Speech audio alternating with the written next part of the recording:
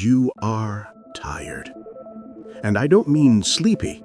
I don't mean the kind of tired you feel after a long run or a hard day of manual labor. I mean a deep, hollow exhaustion that seems to live in your bones. You wake up after 8 hours of sleep and you still feel heavy. You sit down to relax, but your brain keeps buzzing with a low-level anxiety that you should be doing something else. We call this burnout. We treat it like a medical condition, a battery that has run out of juice. We tell ourselves we just need a vacation, or a spa day, or better time management. But what if I told you you aren't burnt out? What if I told you that burnout is the wrong word entirely? The exhaustion you feel doesn't make any sense. We live in the most comfortable era in human history. We have machines to wash our clothes, algorithms to find our food, and infinite entertainment in our pockets. We have more leisure time on paper than a medieval peasant, and yet we are collectively more exhausted than ever. The thing we call rest collapses under even the slightest scrutiny. When was the last time you truly did nothing? Not watching Netflix, not scrolling, not listening to a podcast, just nothing.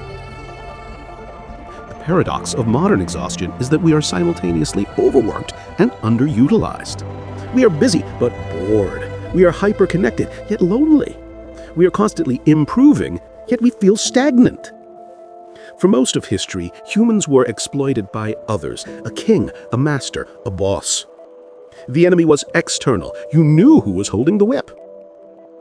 But today, the whip has vanished. Or rather, it has moved.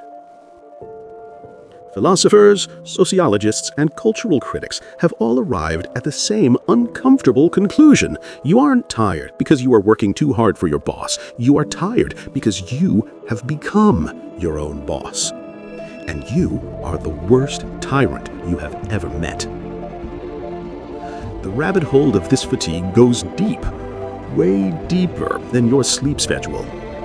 It forces us to ask if freedom in the 21st century is actually a new form of slavery. From the glowing screen of your phone to the philosophy of Byung-Chul Han to the very structure of your soul, we find the same impossible situation.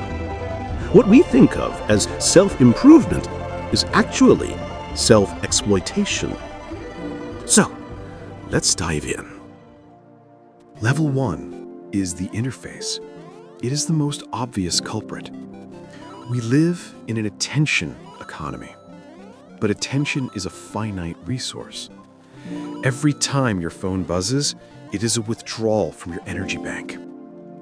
We think of multitasking as a skill, but neuroscience tells us it is a myth. You cannot multitask. You can only task switch. And every time you switch, from the email to the text to the video back to the email, there is a switching cost. Your brain has to dump the context of the old task and load the context of the new one. Doing this 500 times a day is the cognitive equivalent of sprinting, stopping, sprinting, stopping. No wonder you are exhausted. You are running a marathon in 1 meter increments. But it's deeper than just distraction.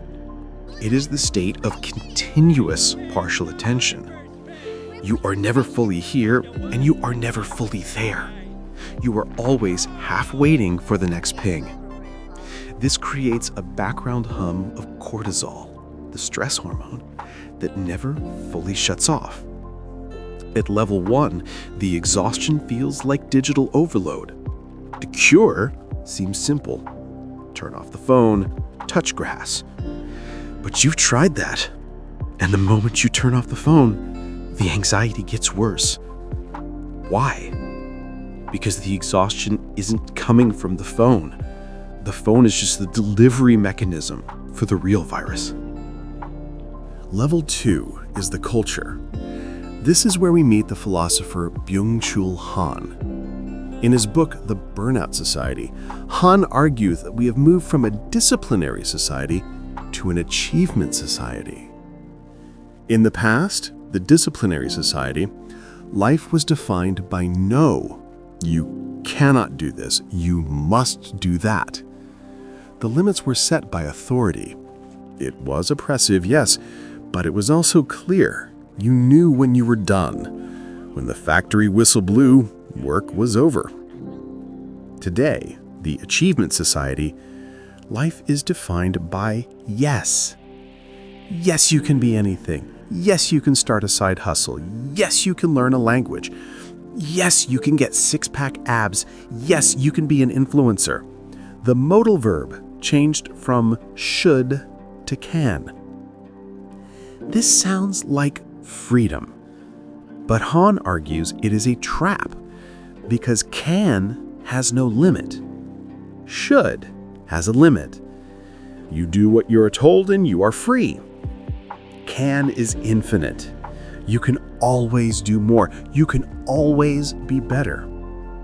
Therefore, you are never done.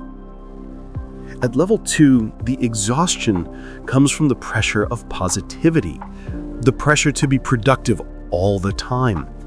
Even your hobbies have become hustles. You don't just cook, you post the food on Instagram. You don't just run, you track the stats on Strava. If it isn't measured, if it isn't improved, it's a waste of time. You are exhausted because you have internalized the idea that your value as a human being is tied to your output. You are an auto-exploiter. You are the master and the slave in one body. The slave wants to rest. The master says, just one more email, just one more workout. And because the master is you, there is no rebellion possible. You cannot strike against yourself. Level 3 is the social layer. It is the exhaustion of visibility. In the past, you had a private self and a public self. When you went home, you took off the mask. You could be ugly, messy, and boring. Today, the walls of the house have turned to glass. Social media demands that we perform our lives in real time. We must be transparent. Byung-Chul Han calls this the hell of the same. We are constantly exposing ourselves to the gaze of others, and in return, we gaze at them. But this isn't connection, it is comparison. When you scroll, you are seeing the highlight reel of everyone else. You see their promotions, their vacations, their perfect bodies. Your brain, which is designed to assess your social standing, screams you are falling behind. This creates status anxiety. You feel a constant low-level panic that you are not enough. So, you perform harder. You curate your photos. You draft the perfect tweet. You turn your life into an exhibit. This performance requires massive amounts of emotional energy. You are acting 24/7. This is why you feel lonely even when you are connected, because people are connecting with you. They're connecting with your avatar. They are liking the performance, not the person. At level 3, the exhaustion is the fatigue of the actor who is never allowed to leave the stage. Level 4 is the loss of friction. We have designed a world that is smooth. We order food without talking to a human. We date by swiping on faces. We consume content that the algorithm knows we will like. We avoid anything that challenges us. We avoid the other. Byung-Chul Han argues that we are exhausted because we are trapped in an echo chamber of the self. True vitality comes from encountering something different. A stranger, a challenge, a mystery, something that resists us. When you encounter the other, you feel alive. It wakes you up.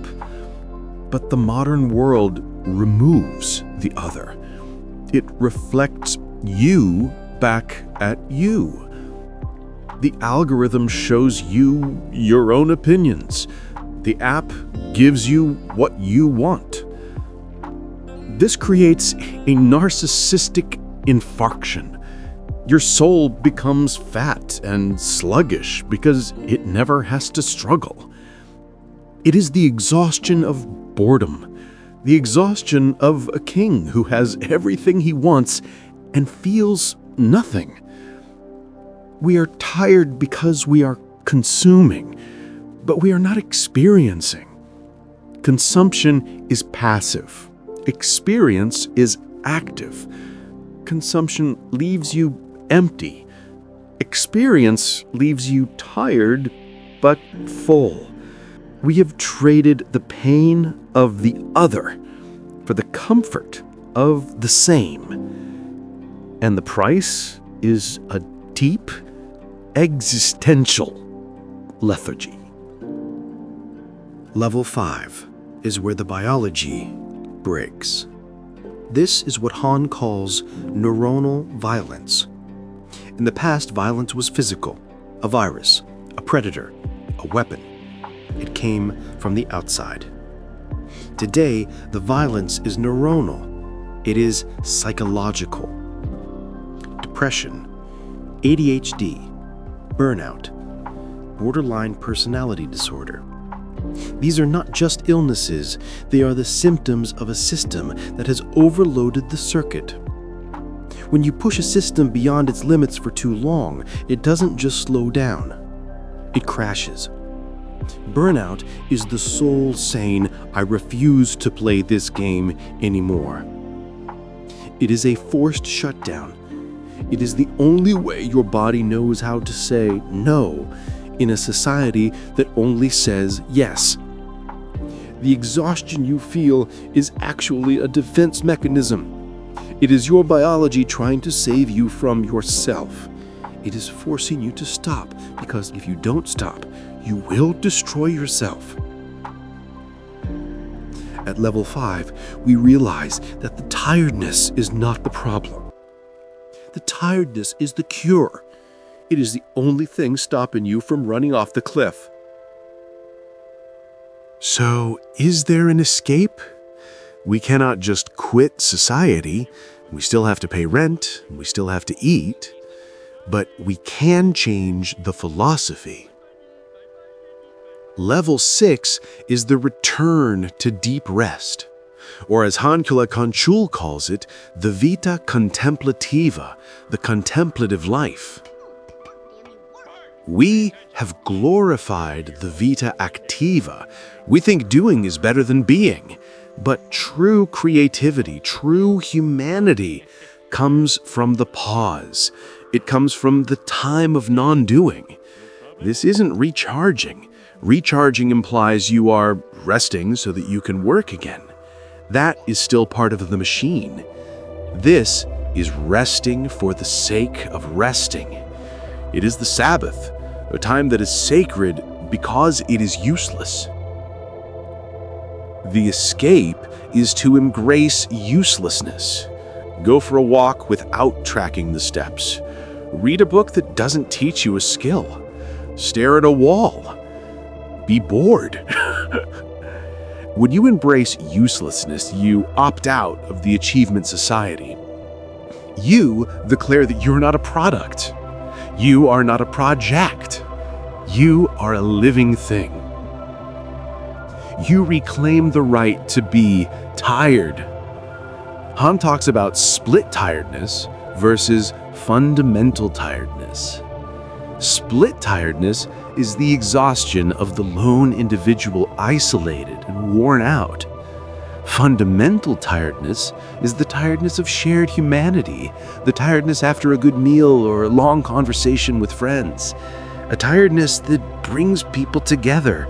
I am tired, you're tired, let us rest together. You are tired because you are fighting a war against yourself. You are the tyrant holding the whip. The exhaustion won't go away with a vacation. It will go away when you put down the whip.